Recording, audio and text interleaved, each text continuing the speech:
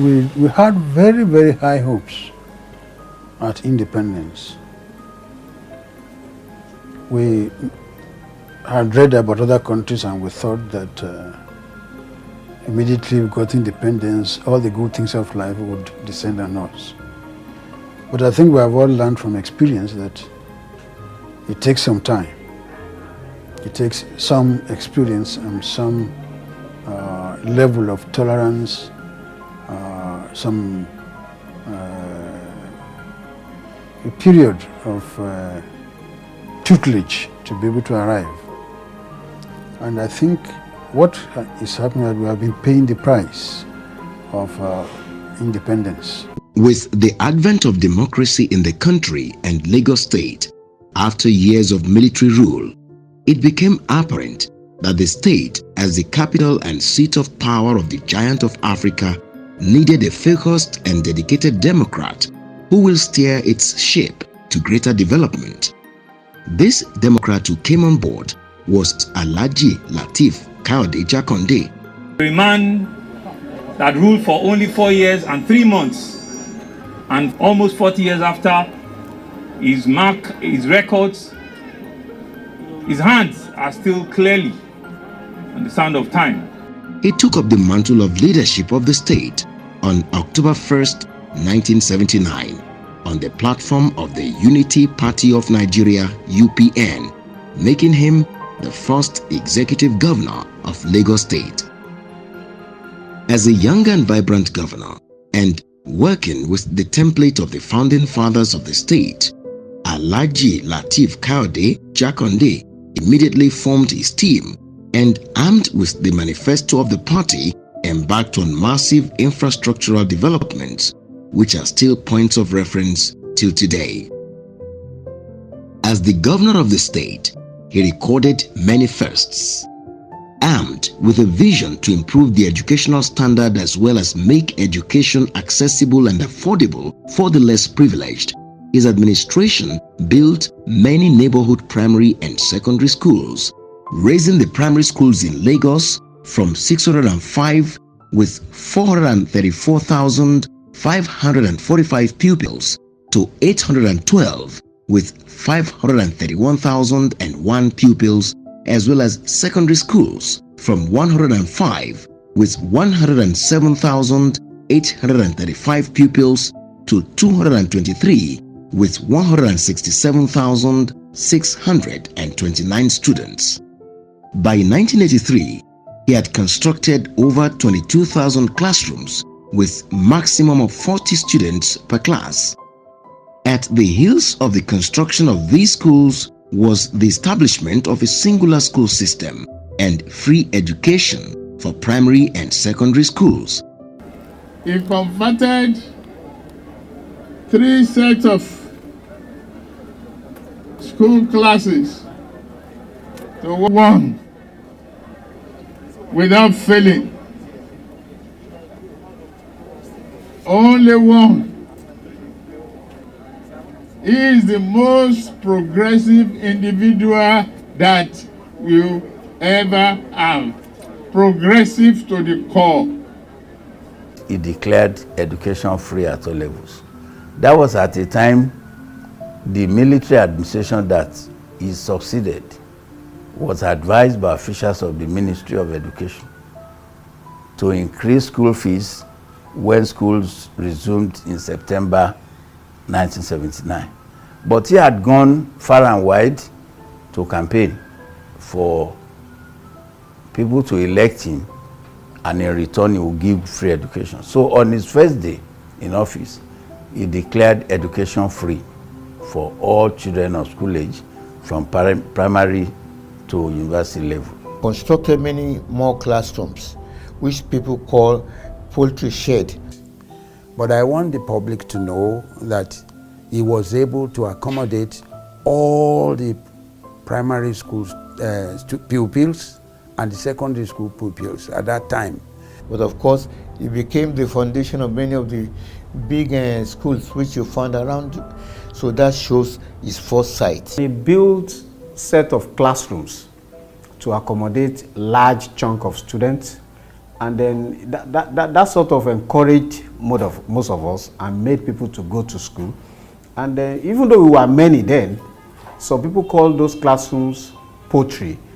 But he used that to scrap all the 3 shifts. An education system which was 3-shift system, at the time he came in May 1st, 1979, became 1-shift system. And it did not affect the kind of education we got at that time. It was still qualitative, but they are the kind of classrooms that gave access to basic education to people like us, and then that made us what we are today. For it, he got a commendation from UNESCO, a letter, special letter written to him, and a plaque to acknowledge the fact that the man used an ingenious method to solve a very critical social problem. He also established the Lagos State University LASU, the Lagos State College of Education, and the Teacher Training College.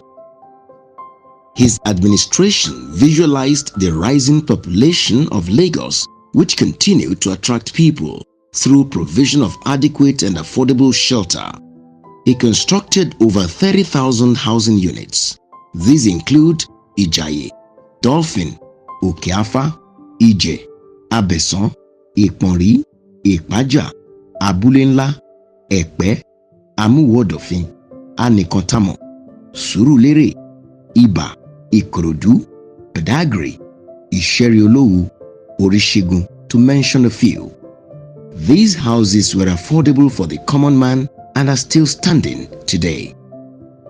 A testament to this achievement is that in the construction of these houses, values and standards were not compromised.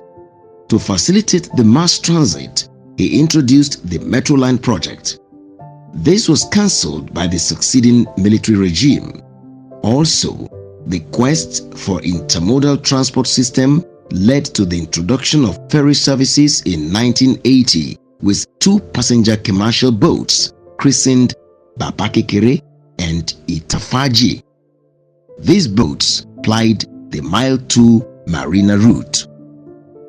Within the 4 years of his administration, he built the present Lagos State Secretariat, which houses ministries, departments, and agencies, MDAs, built the popular Roundhouse, which for a long time was occupied by subsequent governors till the movement of the office to the Lagos House. He also built the Lagos State House of Assembly. Waste Disposal Board, which is now called LOMA. He created Water Management, Water Corporation, which is now called Water Management Board. He created Works Management Board, then the Schools Management Board, to look after secondary and primary schools. What we now have is Subeb and Tescom.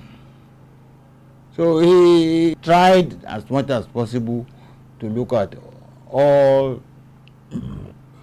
avenues where the greatest good will be benefited by the entire citizenry. As a journalist, he brought his training to the fore with the construction of the Lagos State Television Channel 8 and Lagos State Radio. The radio has since given birth to other stations. Due to his recognition of the importance of protecting government and security documents, the administration took over the ownership and financing of the Lagos State Printing Corporation in 1980.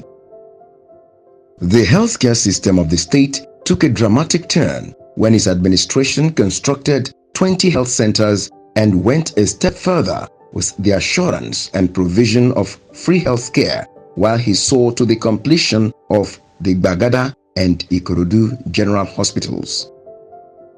Between 1979 and 1983, the administration of Lateef Jakande established the Water Management Board and the Waste Disposal Board on the 18th of August 1980. With emphasis on providing potable water for the people, the administration constructed the Adiyan Water Works.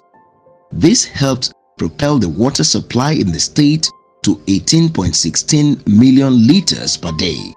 He also expanded and modernized Iju Water Works. The result of the expansion was an increment in the daily water production capacity from 159 million to 204 million liters per day. Added to this was the construction of 10 mini waterworks.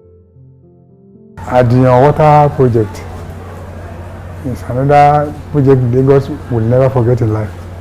Within a very short period, that dam was constructed and pipe-borne water was running in Lagos State. And apart from that, many waterworks were constructed in most of the local governments. So that almost every local government was supplied with pipe-borne water. He created an oil rig for the state with the construction of Victoria Island Ekpe Road.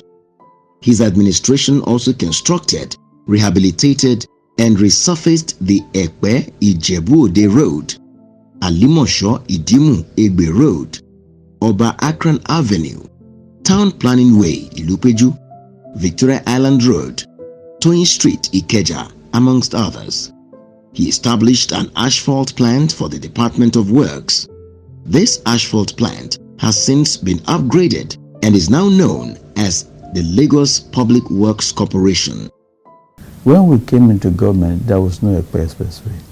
We used to go to the Ekpe through Makoko in the bush there. And we would stay for about 2, 3, 4 days in the bush there. And he kept on saying, we have to build a road, we have to open this place up. We have to open this place up. We have to open this place. So he knew it. Even that was before we came to government. We were campaigning then.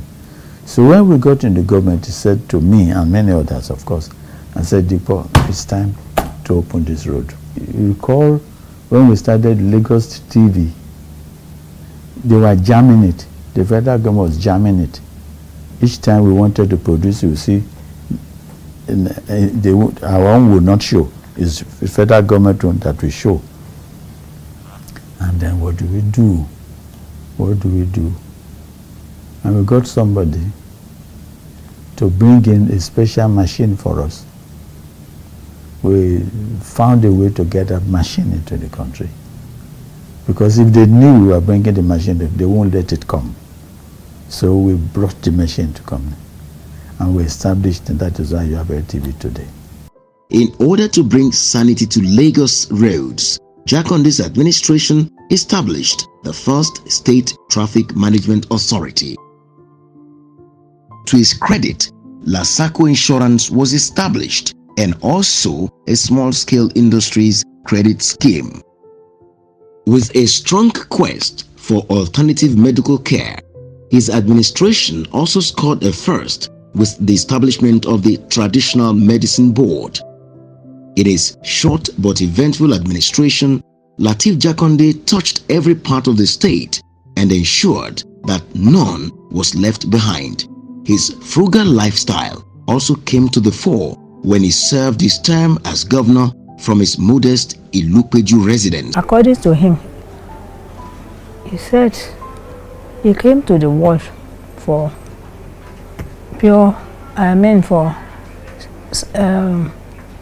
for ordinary people. We have a good man that is ready to help, and he helped till the end of his life. He built schools. That is for the public too. Fortunately, I'm a beneficiary of this of the school. I wish I was beneficiary of the houses, or but the man would never agree. So, he has how many estates all over. None of us, none of the family would say, okay, I have one of these flats. It was about to start Banana Island then. I remember I was there when he was inspecting the site, when he was minister. We have nothing there. And as my father used to say, you can only sleep on one bed at a time. Is somebody, when we want to, when about resuming, you have to make your list of what you want to buy in school. And it's somebody, and when you pass that list to him, what he does, it gives you a date to come and defend more of your proposal, what you intend doing. And he will actually screen one item by item. And the best you can do with him is questioning. Is the best you can get from what you are. He was so outstanding in his own style that once he took his seat at say 9, 10 in the morning, he would not leave that seat until the meeting ended. So how did he cope? He was a fan of Tom Tom and Lemon Vicks. My Oga at meeting will have his packet of Tom Tom. That sweet packet of Tom Tom in his pocket, and if he felt like refreshing himself, he will open it, throw one Tom Tom in it. So he was a tireless worker. A philosophy of life, that I say the philosophy that was propelling all his action was this phrase that I'm going to give: to produce the greatest good for the greatest number of our people.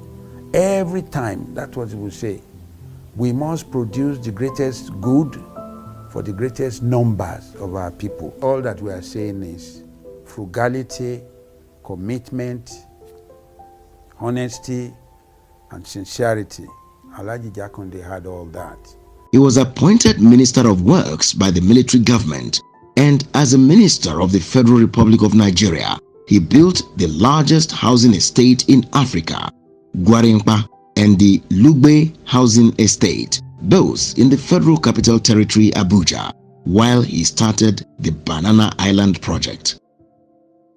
Popularly called Baba Kekere, Lateef Kayode Jakande was born in the Epetedo area of Lagos Island on Monday 29th July 1929 to parents who were from Umuaro, Kwara State.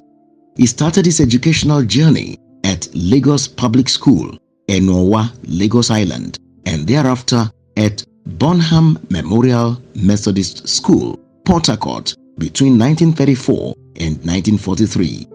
He had a brief stint at King's College, Lagos in 1943, and later proceeded to Ilesha Grammar School in 1945. While in Ilesha Grammar School, he edited a literary paper called The Quarterly Mirror. This set the stage for his journalism career. Press freedom is the touchstone of all the other liberties of the citizen, and therefore should be the concern of every human being. An attack on press freedom in any country derogates from the totality of press freedom in the world. All too often, media men in some advanced countries, because they were born into press freedom, adopt an attitude of indifference to encroachments on press freedom in other countries. All too often, media men in some developing countries resign themselves to the pernicious doctrine that their press cannot be free for reasons which are patently absurd and grossly illogical. His thirst to further his journalism career led him to the print industry, where he started his career with the Daily Service in 1949. He later moved to the Nigerian Tribune in 1953. His dedication and hard work opened the door for a rapid career growth as he was appointed editor-in-chief in 1956. His zeal for greater challenges saw him leaving Nigerian Tribune to establish his own newspaper outfit named John West Publication, an outfit which produced the Lagos News. He later became the first president of the Newspaper Proprietors Association of Nigeria NPAN. First, he established himself in the journalism profession as unique, as the first in so many things. First in the establishment, he joined in the establishment of the Nigeria Union of Journalists, in the Guild of Editors, and he was the first president of the Newspaper Proprietors Association of Nigeria. Of course, he moved from there, worked himself up on the media ladder, and became the first African, the first Nigerian to date to become the president of the International Press Institute. Jakande's passion to serve humanity led him into politics. He vied for the post of the executive governor of Lagos State under the platform of Unity Party of Nigeria (UPN), an election he won, and thus marked the beginning of his many firsts as the first executive governor of the state.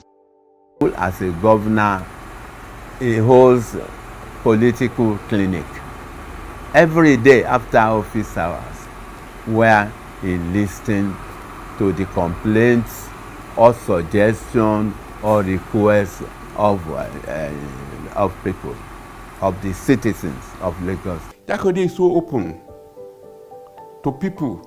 Go to him anytime. You will see two pieces of paper on his table. One is a pad, one is a note. The note is where he will put down what you are asking him, which he wants to respond to. And one thing good about Jakande is that if the whole house is full of people who want to see him, he will sit and attend to everybody. You will come this way, you come this way. He said, what is your problem? What is your problem? If it's the one he wants to discuss with you, you will say, go and wait.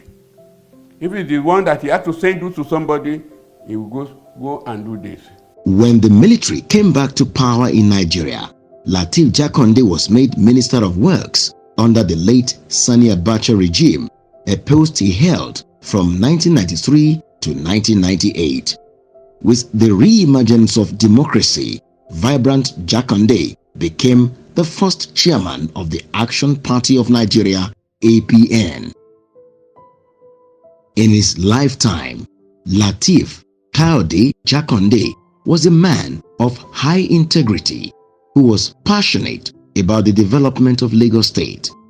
This saw him recording many firsts as the governor. There's no way one can say we will beat his record. His absence will be deeply felt. His death will create a vacuum in the state and in the hearts of the people of the state. His demise on Thursday, 11th February 2021 is indeed a loss to Lagos State, to Nigeria, and to humanity as a whole. Good night, LKJ. Adieu, Papa Kikere.